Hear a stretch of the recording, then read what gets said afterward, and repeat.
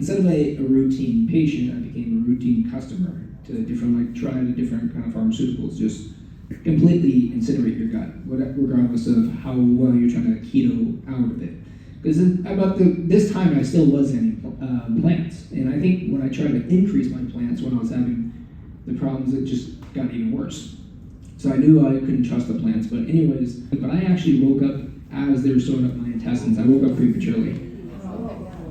So it was at a very large hospital in Orange County, California, and even though it was a pretty large hospital, I can guarantee you that almost everybody in the hospital heard me scream. So if you're waking up as you're getting your intestines set open.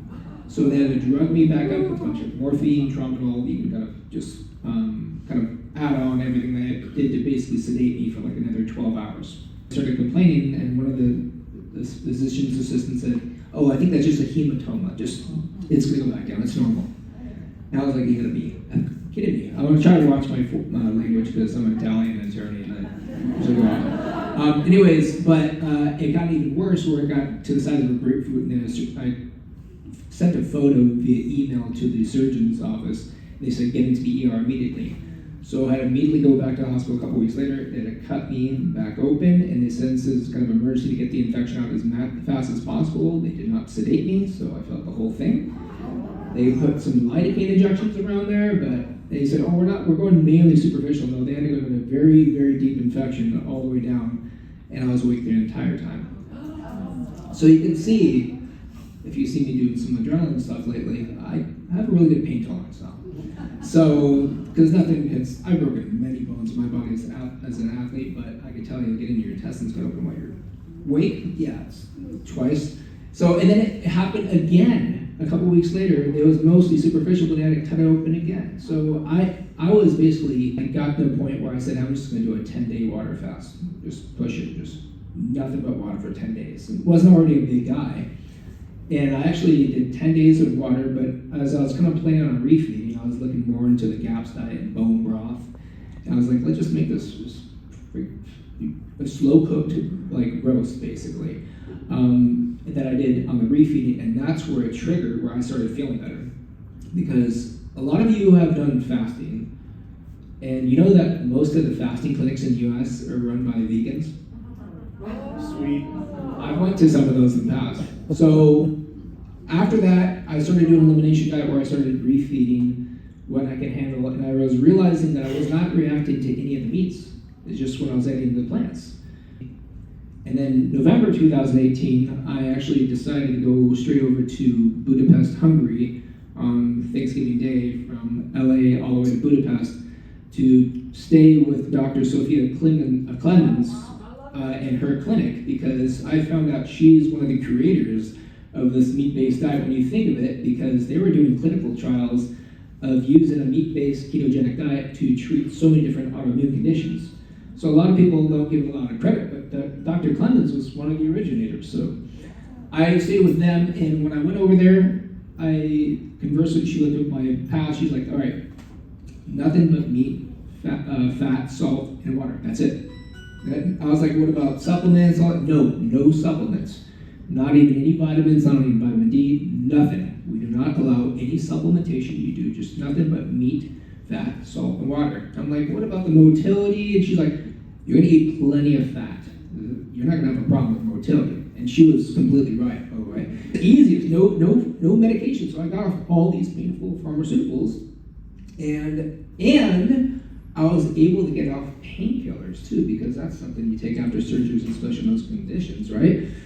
But what actually really kind of inspired me to kind of move to the congressional kind of like factor is that in 2020, 2021, the vaccine mandates became a huge ethical issue in California, with a lot of healthcare workers and government employees being forced to take the vaccine to keep their jobs.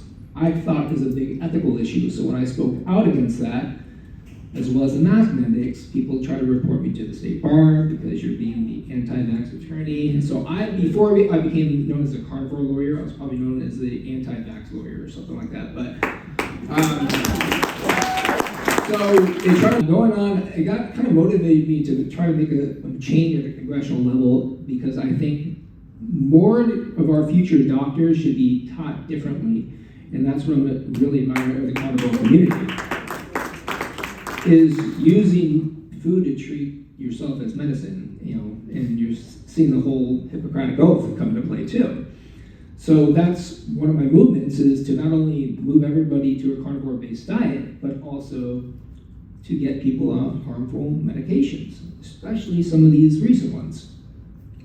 So coming along, I made the change to get my PhD in public policy because I wanted to have a little background and a little further higher education in just running local and larger governments. So I'm finishing off my PhD, and I've been working with Dr. Zsófia for the past couple of years, and before I made my congressional announcement, I was already doing a podcast with him, and I told him I may consider running for Congress. But I made that decision at the end of 2024. I met some mutual colleagues that took me to inauguration. And that is my change, because not only do I want to make a huge focus on our healthcare, but I also want to focus on healthcare for our children, because I have nieces and nephews who are going through some really complicated problems. So I have a lot of changes that are going to be made, but I had a very good podcast with Dr. Kiltz and Dr. Berry about whether it was futile to change the medical curriculum of all the medical schools, because it seems that it's based primarily on pharmacology now. Nothing about medical health, it's pharmacology and surgical procedures. So why is nutrition such a small, micro kind of element of the entire education given to our future doctors? I'm not sure if that's ever to be changed, but pharmaceutical companies own, or they donate, the biggest donors for some of these medical institutions. There's a big influence.